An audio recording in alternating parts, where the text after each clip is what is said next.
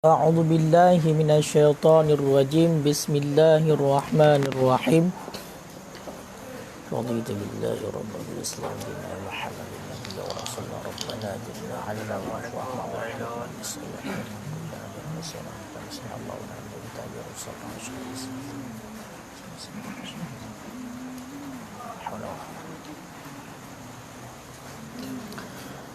Qala al-musannifu rahimahullahu ta'ala wa nafa'ana bihi wa ulumihi fid daraini amin ya rabbal alamin.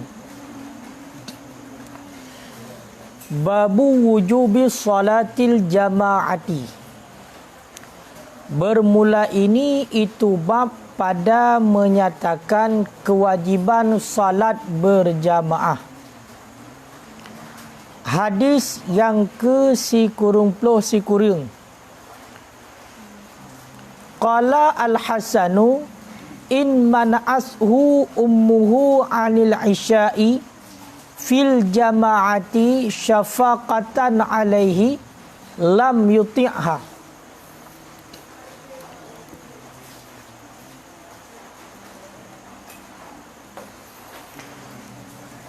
Telah berkata oleh Hasan, in mana'ashu, jika melarang akannya seseorang, ummuhu, oleh ibunya seseorang, anil isya'i, daripada melakukan salat isya, fil jama'ati, secara berjamaah, syafaqatan alaihi, karena kasih sayang di atasnya, lam yuti'ha, niscaya tidak mentaati ianya seseorang akannya ibu.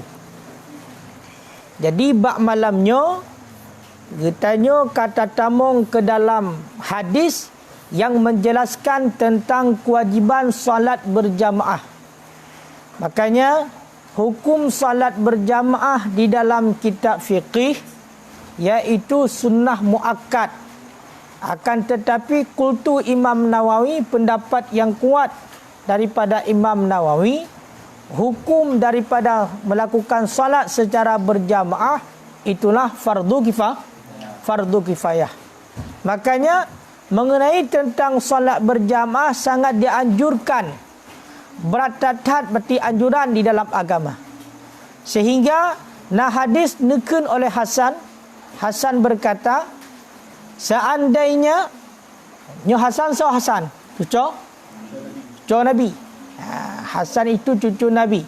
Seandainya seorang ibu melarang anaknya untuk melakukan salat isya secara berjamaah.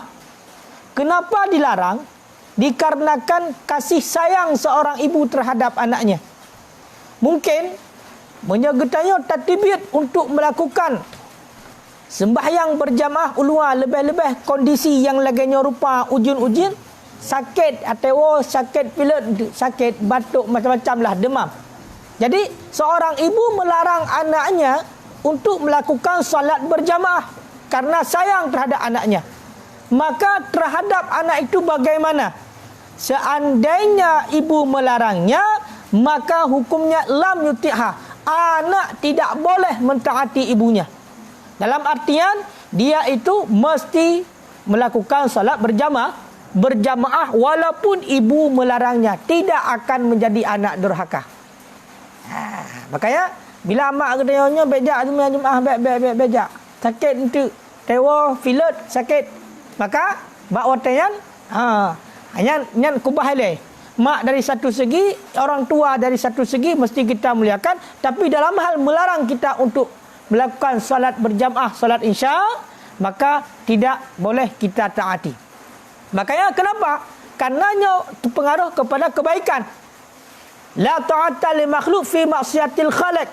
Tidak boleh mentaati kepada makhluk, kepada manusia, siapapun itu, termasuk ibu kita, termasuk orang tua kita, bila kita itu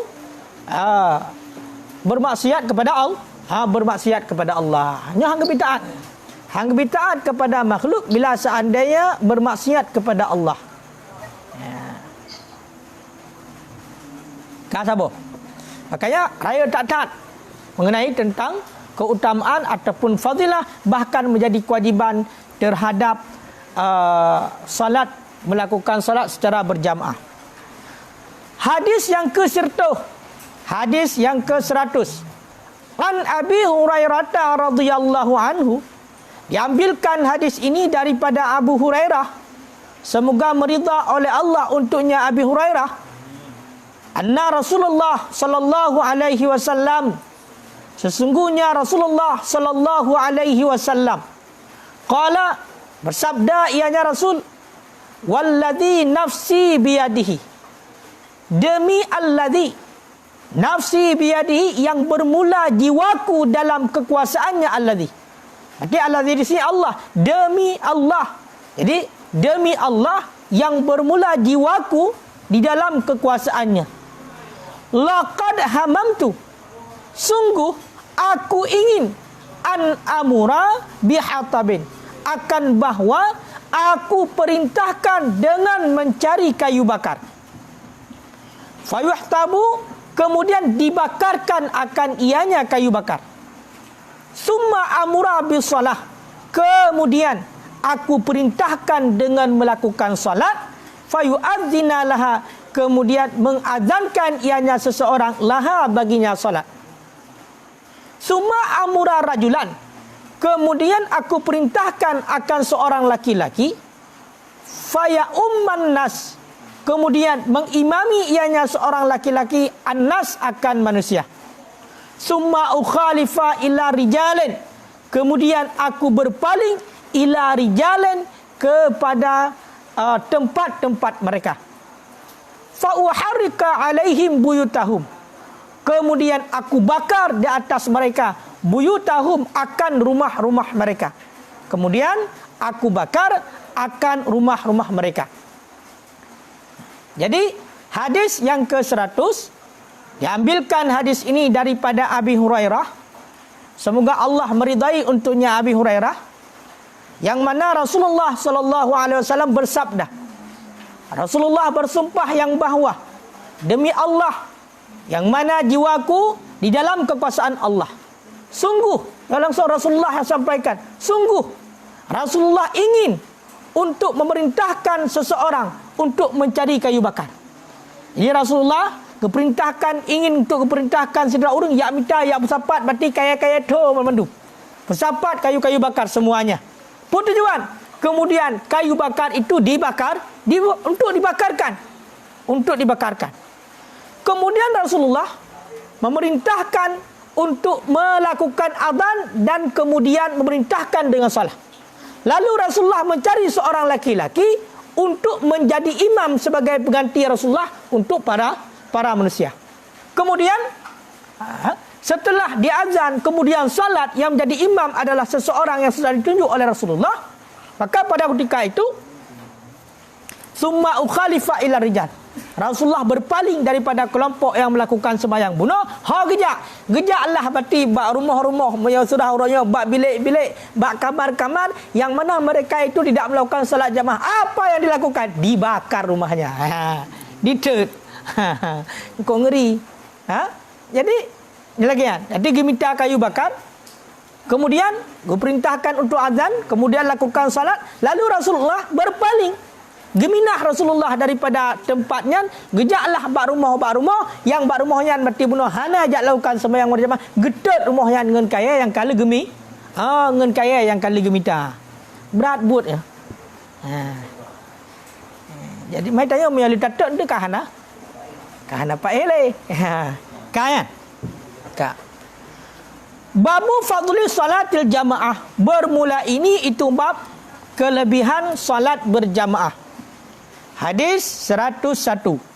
An Abi Sa'id Al-Khudri radhiyallahu anhu annahu sami'an Nabi sallallahu alaihi wasallam yaqul salatul jama'ati tafdhulu salatal fardhi bi 25 darajatan. Diambilkan hadis ini daripada Sa'id Al-Khudri, semoga meridha oleh Allah untuknya Abi Sa'id Al-Khudri, annahu, sesungguhnya Abi Sa'id Al-Khudri mendengar ia akan Nabi sallallahu alaihi wasallam yaqul, berkata ianya Nabi, Apa kata Nabi? Salatul jamaah, bermula salat berjamaah, tafdulu salatal fadli, itu mengutamakan ianya salat jamaah, itu utama, istimewa ianya salat jamaah, salatal fadli, akan salat sendiri, bi khamsi wa ishrina darajat, dengan 5 dan 20, apa ianya 25 darajat. Jadi hadis yang diambilkan daripada Abi Sa'id Al-Khudri, yang mana beliau mendengarkan langsung Rasulullah berkata, salat berjamaah itu lebih utama daripada salat sendiri. Melakukan salat berjamaah itu lebih utama daripada melakukan salat sendiri dengan 25 derajat. Jadi bedanya 25 tingkatan. 25 buah tingkatan. Sedangkan dalam hadis yang lain ada disebutkan bedanya 27 derajat. Makanya karena beda-beda riwayat, katanya untuk di saat nak urung pegah, beda sembahyang berjamaah dengan sembahyang sidra, bedanya adalah 25 derajat perbedaannya, maka beda pegah salah. Bahkan karena memang riwayat daripada Abi Sa'id Al-Khudri. Walaupun juga bunyi hadisnya, salatul jamaati afdalun min salatil fadhi sab'an wa 'ishrina darajat. Sab'an wa 'ishrina darajat. Ada juga yang hadisnya seperti itu. Jadi yang pegah beda sembahyang sidra dengan sembahyang ramai 27 derajat. Yang mengatakan hanya 25. Kah? Hana boleh dah. Hana. Telefon dah. Hana. Ha? Batik tak tengok, letak pahala lah.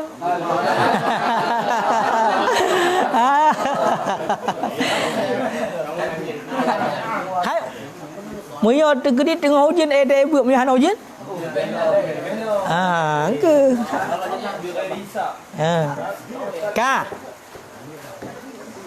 Hadis yang ke-2 an Abi Musa Al-Asy'ari, diambilkan daripada Abi Musa Al-Asy'ari.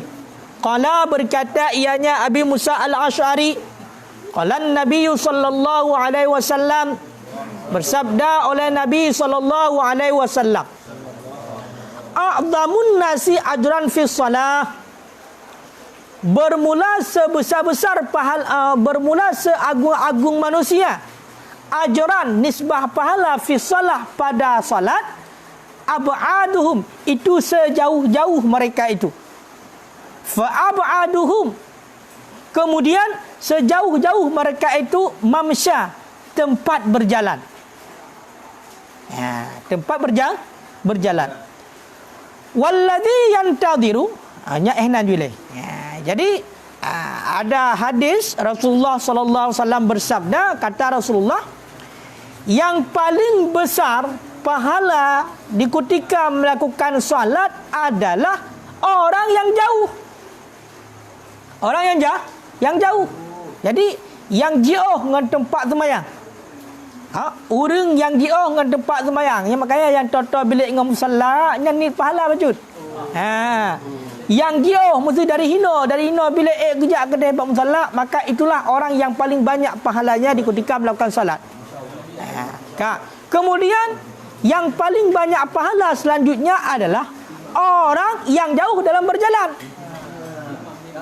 Nyan walaupun tahu kedai putar dia berarti perjalanannya lebih jauh.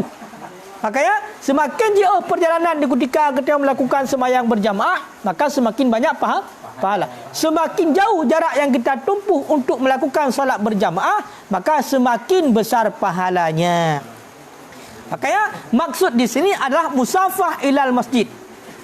Musafah ilal masjid. Jadi jarak ataupun jarak perjalanan kita kepada masjid. Kenapa lebih banyak pahala? Karena lebih banyak langkah. Setiap satu langkah dihitungkan pahala. Setiap satu langkah dihitungkan pahala. Maka pada ketika itu, ketika jarak yang kita tempuh jauh, maka mendapatkan pahala yang lebih banyak. Walladhi yantadhiru, as-salata hatta yusalliha ma'al imam a'zamu ajran minal ladzi yusalli.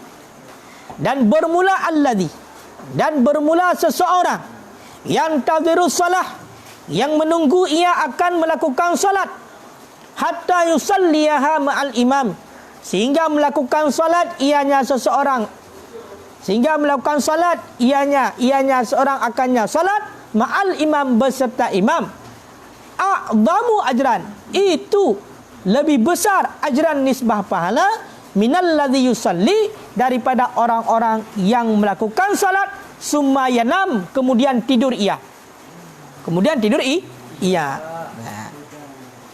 Jadi Rasulullah juga bersabda, barang siapa yang dia itu menunggu salat secara berjamaah, dia itu tidak salat sendiri tetapi menunggu imam untuk melakukan salat secara berjamaah, maka pahalanya lebih besar ketimbang daripada orang yang dia itu ketika masuk waktu salat kemudian melakukan salat lalu dia tidur. Artinya pada waktu Isya kena pegang. Pada waktu Isya. Makanya le tak berarti fadilah ini. Karena waktu Isyanya waktu malam bro. Makanya ini kesampaikan yang bahawa seandainya kita itu menunggu salat berjamaah, salat Isya berjamaah bersama imam, maka lebih banyak pahalanya, lebih agung pahalanya ketimbang kita itu melakukan salat lalu kita tidur. Makanya kan menyokotnya di Aceh poh 8 ka, takkan jumpa 8 ka Isya, tetapi hidayah pemadum bati sembahyang Isya. Poh sikuri nya menanti azan dan sembahyang laju sogat ngentapre pai gurun dan sembahyang lakukan secara berjamaah. Maka memang kita itu menunggu salat secara berjamaah, maka lebih banyak pahalanya ketimbang kita ketika masuk awal waktu langsung melakukan salat kemudian kita tidur.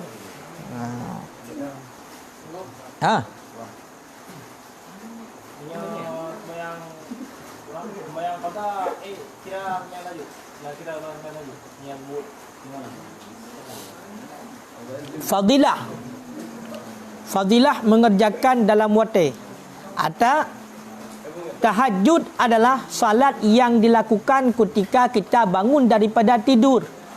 Makanya kan dalam ayat fatahajjat bihi nafilatan lak. Jadi dikejut, mana tahajud itu terkejut. Nya tahajud.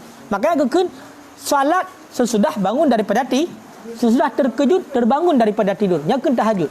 Makanya bak waktu malam nak sembahyang sunat 2 itulah nak sembahyang sunat malam. Bila kita terpubut sembahyang tanpa sembahyang sunat tanpa ta'dil, kita melakukan salat sunat tanpa adanya tidur, maka dinamakan salat malam. Fadilahnya juga cukup besar. Berbeda dengan sunat mutlak di waktu siang. Apalagi di sepertiga malam walaupun kita belum tidur. Tetapi kalau misalnya kita lakukan salat sesudah tidur, ini namanya salat sunat sesudah tidur, itu namanya tahajud. Ini persoalan ni, gimana persoalan ni? Sembahyang takada salat yang wajib pada waktu kita bangun daripada tidur. Apakah mendapatkan pahala tahajud?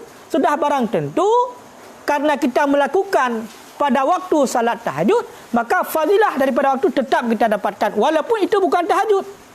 Bahkan lebih daripada tahajud. Tahajud hukumnya sunnah, mengqadhakan salat wajib hukumnya. Maka tidak bisa dibandingkan antara pahala perkara yang wajib dengan pahala yang sunnah.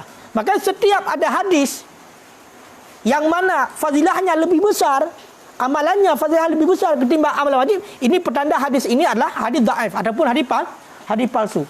Tetap mengenai tentang pahala daripada yang wajib, ini tetap tidak bisa menyamai ataupun pahala sunnah tidak bisa menyamai pahala melakukan wajib.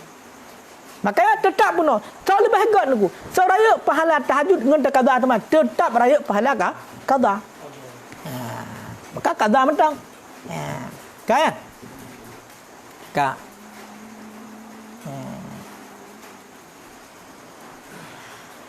Babul fadli at-tahjir ila dhuhri. Bermula ini itu bab menyegerakan kepada salat zuhur. Wal muhafadhah 'alal isya wal fajr. Dan memelihara ataupun menjaga di atas salat Isya dan salat fajar, salat subuh.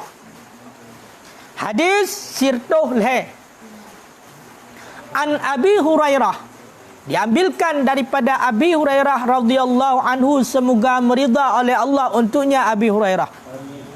Anna Rasulullah, sesungguhnya Rasulullah sallallahu alaihi wasallam, qala, bersabda ianya Rasulullah, bainama rajulun, ketika seorang laki-laki, yamshi bi tariqin, berjalan ianya si laki-laki, bi tariqin, dengan suatu jalan, wajada husna syauqin, niscaya mendapatkan ia akan dahan pohon yang berduri, ala tariq, di atas jalan. Fa'akharahu, kemudian memindahkan ianya si laki-laki akannya dahan yang berduri. Fasyakarallahu lahu, niscaya maka mensyukur oleh Allah lahu, baginya laki-laki, faghafara lahu, kemudian mengampunkan ianya Allah lahu, baginya laki-laki. Ya, jadi hadis Rasulullah sallallahu alaihi wasallam menyampaikan yang bahawa ketika sidra urang agam, pada ketika seorang laki-laki berjalan, yang mana ketika dia berjalan, dia mendapatkan satu dahan kayu yang berduri, sehingga dapat mencelakakan orang lain. Kenapa? Karena berduri. Kemudian bedah urang agamnya gecok gepinah. Gepindahkan berarti duri itu daripada jalan. Maka apa yang terjadi? Allah Ta'ala bersyukur baginya. Apa makna Allah Ta'ala bersyukur baginya? Arti Allah Ta'ala senang Allah karena perbuatannya. Karena duri dapat mencelakakan orang yang lain. Ketika kita pindah bak jalan, karena jalannya tempat dilalui oleh manusia, secara adat kita itu sudah menyelamatkan orang lain yang berjalan.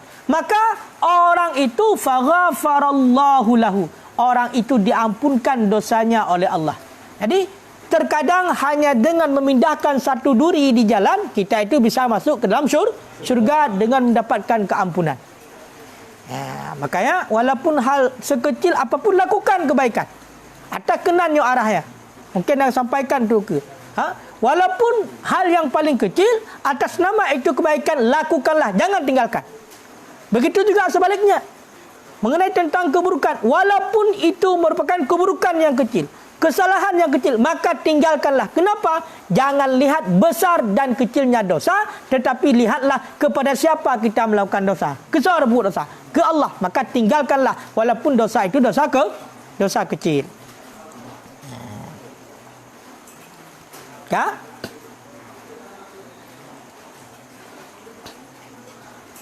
Summa qala, kemudian Rasulullah sallallahu alaihi wasallam bersabda, asyuhada'u khamsatun, bermula orang yang mati syahid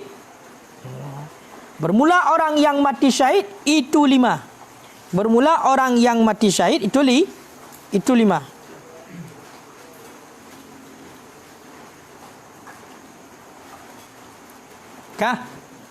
Jadi Rasulullah berkata orang yang mati syahid itu 5. Jadi orang yang mati syahid itu 5. Maka di sini syahid di sini termasuk kepada 3 syahid. Syahid akhirat, kemudian syahid dunia wal akhirat. Menyatakan dalam hadisnya, maka ino malaibo syahid yang nah. Malaibo syahid nah ino. Maka takalan tu ke siapakah orang yang mati syahid? Itu ada 5 kata Rasulullah. Yang pertama al-mat'un. Al-mat'un. Orang yang mati syahid, yang dikatakan dengan mati syahid, yang pertama adalah al-mat'un, orang yang meninggal karena dia itu ada penyakit ta'un. Kalau bahasa Indonesia apa ta'un? Pokoknya ta'un je. Pokoknya ta'un. Ya, ada pun ta'un yang bahasa Jawa. Ta'un je. Berarti orang yang berpenyakit ta'un itu, bila dia meninggal dalam keadaan sakit ta'un itu, maka dia itu orang yang syahid. Tetapi syahid apa di sini? Ini perlu diingat. Syahid akhirat saja. Syahid akhirat. Jadi kalau syahid akhirat, dia itu mendapatkan pahala syahid. Hanya pahala syahid yang dia dapatkan. Apa pahala syahid di akhirat? Bagi orang yang meninggal karena sakit penyakit ta'un tadi, dia itu dihidupkan oleh Allah. Maknanya dirizkikan oleh Allah dengan rezeki yang baik ketika dia sudah mati. Sedangkan mengenai tentang hukum dunia, dia itu tetap mesti dilakukan semuanya, mulai daripada memandikan, mengkafankan, mensalatkan dan menguburkan. Mesti. Kenapa? Karena dia itu hanya syahid akhirat. Jadi orang yang mati karena penyakit ta'un, dia hanya syahid akhirat saja. Jadi di akhirat nantinya dia itu diberi rezeki, diistimewakan oleh Allah. Itu maknanya syahid akhirat. Itu yang pertama. Yang kedua, wal mabtun. Orang yang meninggal karena sakit perut. Biasa ada lambung, pulam. Ginjal. Pokoknya sakit dalam perut lah semuanya. Jadi benar sakit-sakit dalam perut, meninggal gara-gara penyakit dalam perut, maka orang itu mendapatkan pahala syahid. Orang itu mendapatkan pahala syahid. Maka di akhirat nantinya dia itu diberi keistimewaan oleh Allah. Ini maknanya orang yang meninggal dengan sebab sakit perut mendapatkan syahid. Berarti syahid akhirat, bukan syahid dunia wal akhirat. Kemudian wal gharik. Gharik ini adalah orang yang tenggelam. Maka orang yang meninggal dalam keadaan tenggelam karena enggak bisa berenang, ya kan? Enggak bisa berenang sehingga tenggelam, ataupun nom kapai lah, ya kan? Hai kapai dalam laut, nom tenggelam kapal sehingga mati, ya kan? Maka itu orang mati syahid. Tapi syahid akhirat hanya mendapatkan pahala syahid. Sedangkan hukum dunia tetap masih seperti semula. Dia itu kalau misalnya jenazahnya didapati, maka dimandikan, dikafankan, disolatkan dan dikuburkan.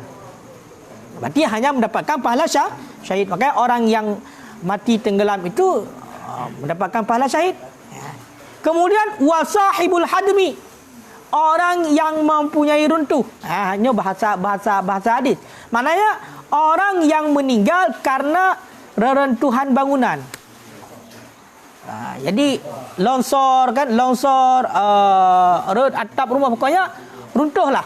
Orang yang meninggal karena runtuh bangunan, tanah longsor dan lain sebagainya, nanti tergolong kepada orang yang mendapatkan pahala syahid. Tapi harus meninggal di bawah runtuhan itu. Jangan meninggalnya di rumah sakit. Nanti tanah longsor, ketika ada orang yang membantu, nanti enggak mati dulu, matinya di rumah sakit. Itu enggak dapat lagi pahala syahid. Jadi ini orang yang meninggal langsung di bawah runtuh bangunan itu, di bawah reruntuhan bangunan. Makanya inilah yang mendapatkan pahala syahid.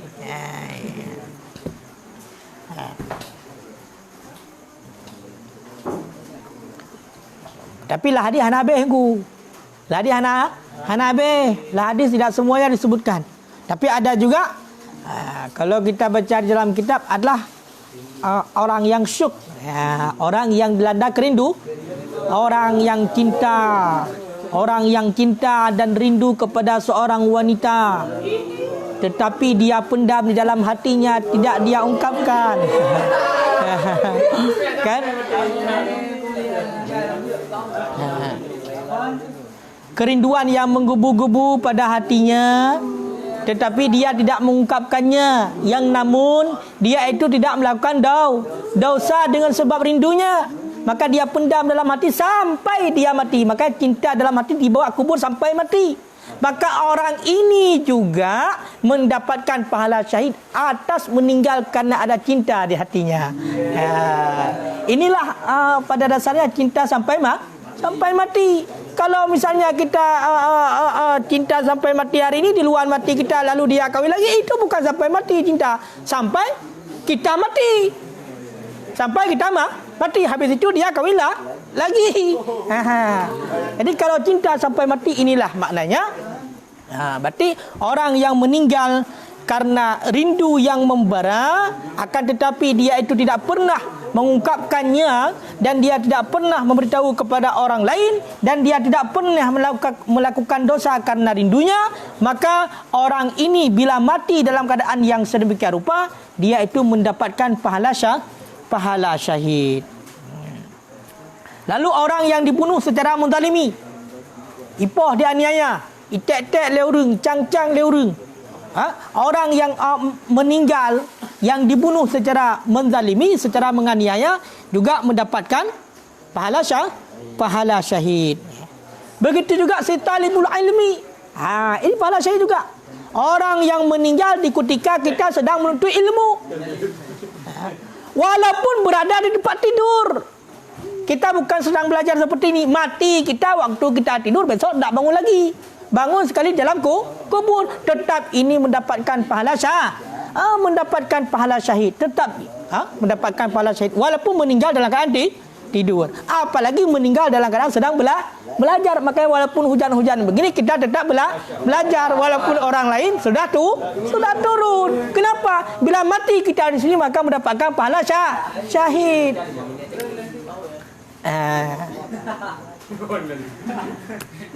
Lalu orang yang mati kebakaran, ini juga termasuk.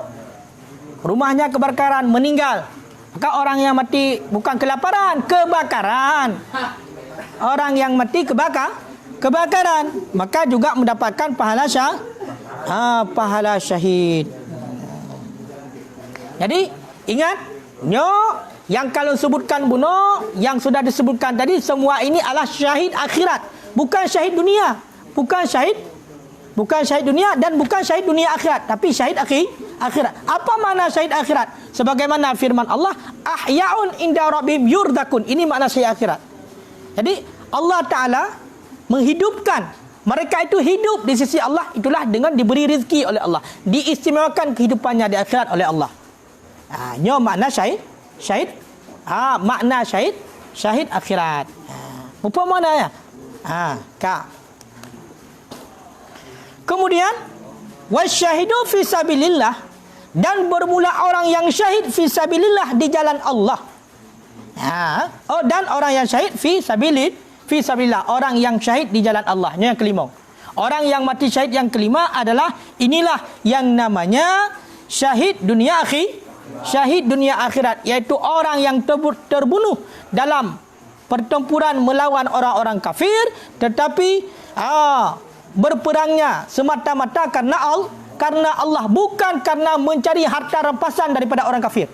Karena kalau orang yang berperang memang niat berperang di jalan Allah, kemudian ada niat dalam hatinya untuk mendapatkan harta rampasan daripada orang kafir, ataupun budak-budak, isteri-isteri orang kafir agar bisa kita miliki, maka bila mati dalam pertempuran itu, maka ini syahid dunia. Di dunia kita syahid. Di dunia kita tidak dimandikan, tidak dikafankan, tidak disalatkan, langsung dikuburkan. Tapi di akhirat tidak mendapatkan apa-apa. Kan beda. Maka syahid itu terbagi tiga. Ada syahid dunia akhirah. Mana syahid dunia akhirah? Itulah syahid fi sabilillah. Orang yang benar-benar berperang di jalan Allah dan mati di situ benar-benar karena menjunjung tinggi, bukan karena harta. Kemudian yang kedua adalah syahid akhirah. Itulah orang-orang yang sudah disebutkan tadi. Yang kedua adalah syahid dunia. Syahid dunia adalah orang yang berperang di jalan Allah, memerangi kafir, tetapi niatnya adalah untuk menjadi harta. Makanya syahid dunia. Yang beda-beda. Nyangka. Waqala, dan bersabda ianya Rasulullah, lau ya'lamun nas, seandainya mengetahui oleh manusia, ma fin nida'in, akan barang fin nida' pada seruan, itulah azan, wasafil awal, dan pada saf yang pertama, summalam yajidu, kemudian tidak mendapati oleh mereka itu, illa ayyastahimu, kecuali bahawa mengundi oleh mereka itu alaihi, di atasnya saf. La astahamu, niscaya sungguh mengundi oleh mereka itu. Niscaya sungguh mengundi oleh mereka itu. Jadi kata Rasulullah sallallahu alaihi wasallam, seandainya kita manusia tahu apa kelebihan yang terdapat pada seruan azan, ketika azan kita itu langsung bergegas untuk melakukan salat, apa kelebihan dan keutamaan kita berdiri pada saf yang pertama, seandainya kita tidak bisa mendapatkannya saf yang pertama, melainkan baru bisa kita mendapatkan dengan cara kita harus mengundi. Mengundi, maka sungguh kita akan mengundinya. Namun faham kira-kira? Jadi munyo ingin untuk seandainya kita untuk mendapatkan saf yang pertama harus diundi dulu, maka kita adalah orang yang pertama yang akan mendapatkan undian, nyambah nukeran, bergegas diri untuk mendapatkan undian sehingga mendapatkan saf yang pertama. Berarti di sini sangat banyak fadilah melakukan salat ketika masuk waktu salat, dan juga sangat banyak pahala orang yang saf salatnya adalah berada di terdepan ataupun lebih dekat dengan imam. Maka menyerta tepuh lagi yang berarti raya pahala nyo merepah-repah dan kekam merepah-repah dah dekat. Seandainya kita tahu betapa besar pahala di saf pertama, maka kita tidak akan memperebutkan saf terbelakang, tapi kita akan memperebutkan saf terdepan. Walaupun saf terdepan tidak ada kipas angin. Kenapa? Karena biar panas di dunia, tapi kita akan dingin di akhirat. Kan? Walau ya'lamu ma fi tahjir, dan jikalau mengetahui oleh mereka itu manusia ma fi tahjir, akan barang pada menyegerakan salat. Pada menyegerakan salat, itulah salat di awal waktu. Lastabaku ilaih, sungguh akan berlomba-lomba mereka itu kepadanya melakukan salat di awal waktu. Jadi kata Rasulullah, seandainya kita itu tahu apa kelebihan salat di awal waktu, sungguh kita akan terus berlomba untuk selalu salat di awal waktu. Kita akan menunggu kapan waktunya azan, kapan waktunya masuk salat, maka langsung kita itu bergegas untuk melakukan salat. Kenapa? Karena begitu banyaknya pahala salat di awal waktu. Walau ya'lamu ma fil atamah, dan jikalau mengetahui oleh mereka itu manusia ma fil atamah, akan barang fil atamah pada pangkal malam. Malam itu ada terbagi 3. Ada pangkal, ada pertengahan, ada akhir. Jadi pangkal malam waktu Isya.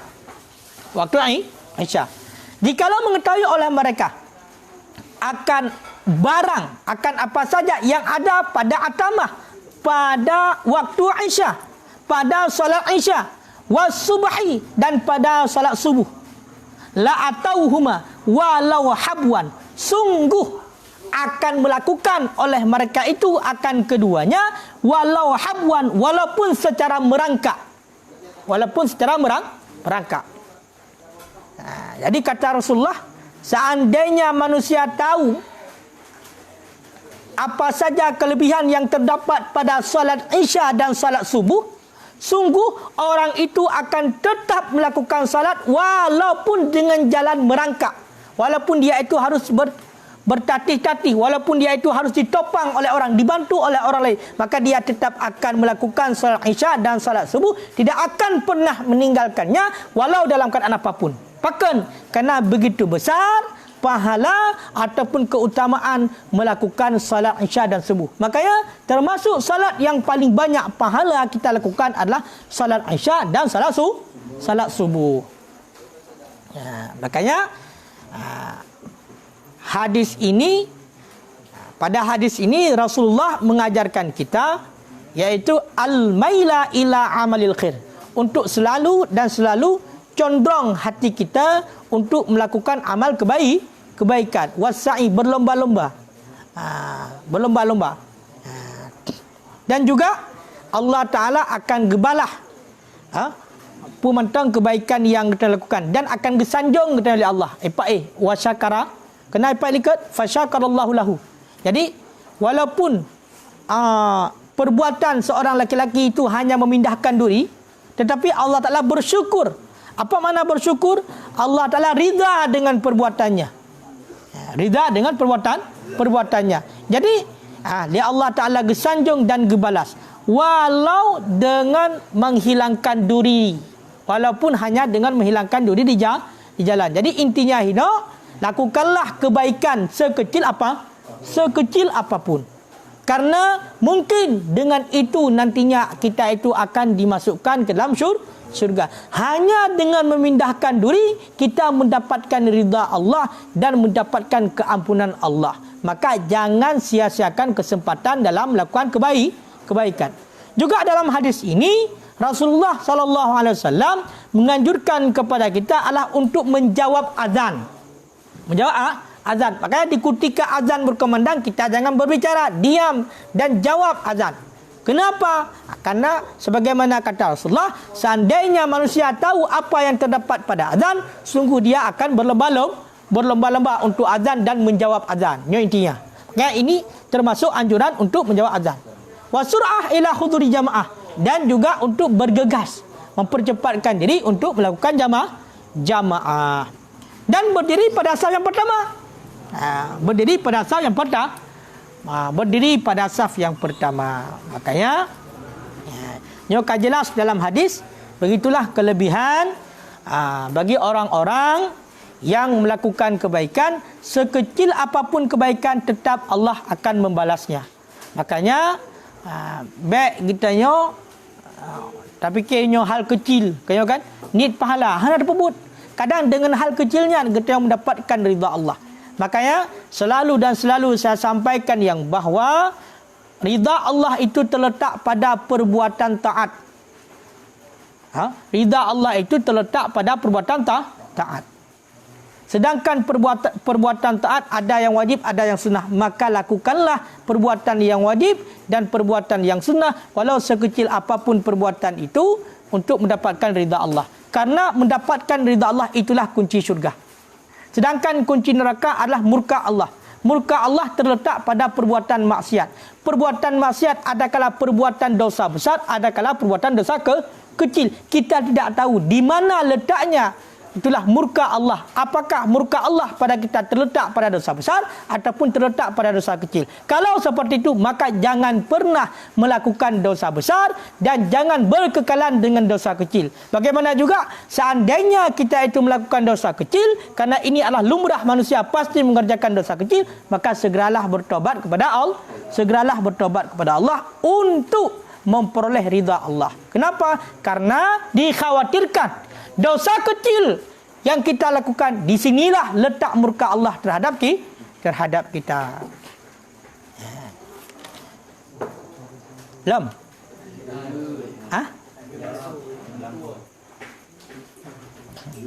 Kaji wallahu a'lam bissawab.